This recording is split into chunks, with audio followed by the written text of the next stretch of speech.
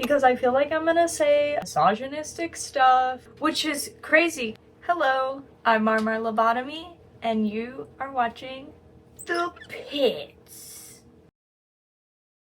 This is a new segment that I want to do, and it's just going to be me talking about a bunch of topics that are kind of touchy that I find really interesting. The first one going to be femininity. It's been 4 months, and I know you're seeing a lot of new things.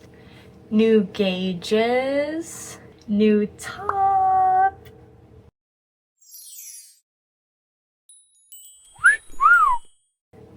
new hair. And I also recently just hit 10K on Instagram. So you can head over there and follow me if you're not already following me and celebrate with me. Also, New Year! Happy New Year! It is now 2025. I'm actually filming this on New Year's Day. Picture this. Beautiful, healthy hair, sparkling eyes, majestic, kind, strong-hearted. I feel like I'm describing a unicorn, like a horse. After hearing all that, what were you picturing? I was picturing a horse. Because I'm secretly a horse girl. Horse girl. When I think of femininity, I think of soft, light, tender, caring, cute, beauty.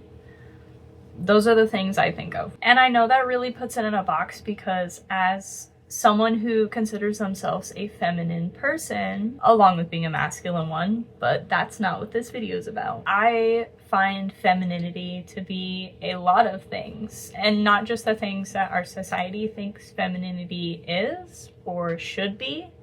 Because I have no issue with some of the things that society thinks femininity is. My qualms are with the things that society thinks it should be. Femininity was being like forced onto me in my girlhood. I wish I could have like came into it, or I wish I was able to explore it myself instead of it be forced on me. I did grow up with a mother who was like, why don't you wear more blouses? Why don't you have more friends that are girls?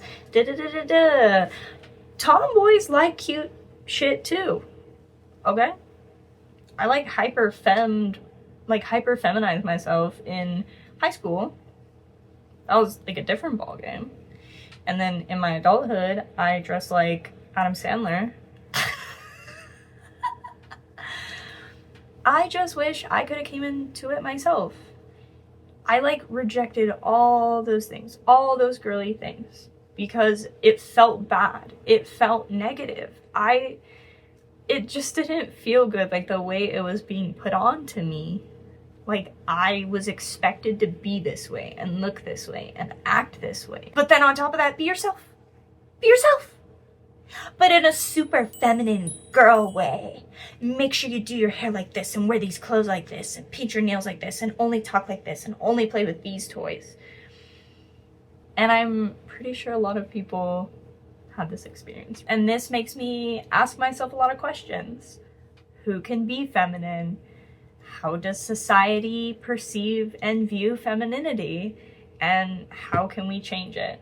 My biggest issue on how we treat femininity is, as a society, it's viewed as weakness. It's not like the strength that a lot of feminine people see it to be. Ask yourself why. Why do we only label femininity to women? Or at least why does our society do that? Because there are pockets of people everywhere who see femininity in everybody who wants to display it. Language is just such an interesting thing, and our associations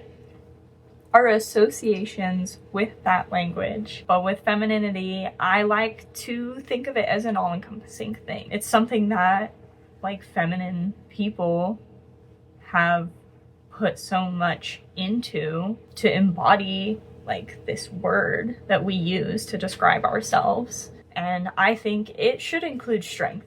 Okay, let's play a game. Is this pencil feminine? Is this a feminine pencil? Is this a feminine pencil? Yay or nay? Low-key think it's a gender neutral pencil. But I'm trying to make a point. We give things meaning and we put attributes to things. And this pencil, at least in my personal experience, is a gender neutral pencil. Doesn't look like a feminine or a masculine pencil. Some people might think it looks like a masculine pencil. Some people might think it looks like a feminine pencil. Personally, I think none of those are wrong because it's a pencil.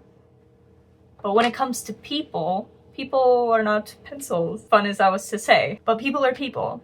And so that's when we get to add to femininity. And I feel like it needs to be in a positive way, obviously, because the collective has added a lot of negative connotations to femininity, and that needs to change. And I feel like a lot of attitudes around men need to change. Another negative aspect I see to femininity is like the policing of femininity and looking at people and thinking that they don't fit the standards of femininity because words are made up. If someone says, I'm feminine, this is a feminine pencil, okay, sounds good, cool beans. I feel like people who get so mad that we need to have definite labels and definite boxes for things are the same people who are mad when we come up with labels that make us happy.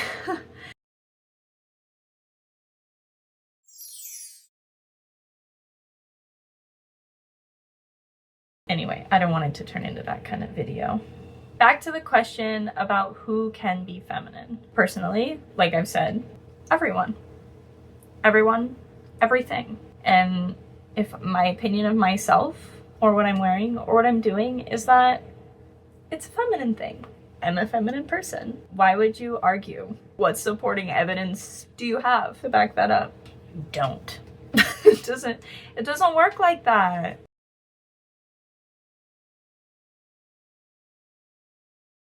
For me personally, because I have experienced what I've experienced and grown up the way I've grown up, like I experienced like a typical girlhood. And to me, feminine things, they are like taking care of myself and like things that are pretty and things that are like beautiful. And I do think pink is a feminine color and I think that's fine, but also a long time ago it was a masculine color. In 1918, an article in Ladies' Home Journal advised, the generally accepted rule is pink for the boys and blue for the girls. The reason is that pink, being a more decided and stronger color, is more suitable for the boy, while blue, which is more delicate and dainty, is prettier for the girl. In other words, Americans a century ago looked at the same colors, saw them completely differently than we do today. It just goes to show things change all the time. And I think what can make that better is that the change is positive. And so instead of only men can like pink, hundreds of years ago, now only women can like pink. How about just anyone can like pink? Why does pink have to be feminine? To some people it can be, to some people it might not be, and that is okay. That is so okay. We don't need to take femininity and smash it into this box. Isn't that like the most beautiful thing? Is that we take things and we make them our own. And we make them on our own in a way that like doesn't suffocate. Why would you want to suffocate someone else's meaning? You know? When I think of femininity, I think of strength. I think of strength. I think of beauty. I think of community. I think of care. I think of love. I think of a lot of things. I have so many associations to the feminine, to femininity. I have my own connection. It's taken me a long time to accept that I was a feminine person. There was a lot of like fighting against myself and a lot of weird narratives. And I think that's part of the problem. I think the issue is that people are not allowed to make their own choices about how they feel about things without other influences. I think people deserve to figure out what things mean to them. That seems so important and beautiful and feminine. What is so wrong? Here is a list of things that I used to hate because I thought it was too girly and now love. I'm talking about things like the color pink, wigs, skirts, dresses, painting my nails, getting my nails done, getting my eyelashes done. Thank you for taking the time to watch this video. I hope that it gave you a lot to think about the feminine, about femininity, about different associations and different thoughts that people have and different experiences. And if you have a different experience, I implore you to share it below. Let's expand our definition of femininity. Make sure you're following me on all the socials to keep up. And you can check out my subreddit if you like that green stuff and you are over 18. Nobody under 18 should be watching this channel. Make sure you're subscribed so you don't miss a thing. Thank you again, I really appreciate it, and Happy New Year. Let's ring in 2025 together by enjoying all the content I have to make for you. I have so much in the works this year. I have a lot of plans and I have a lot of goals. That's pretty much it. Until the next episode, you can meet me in the pits. Goodbye.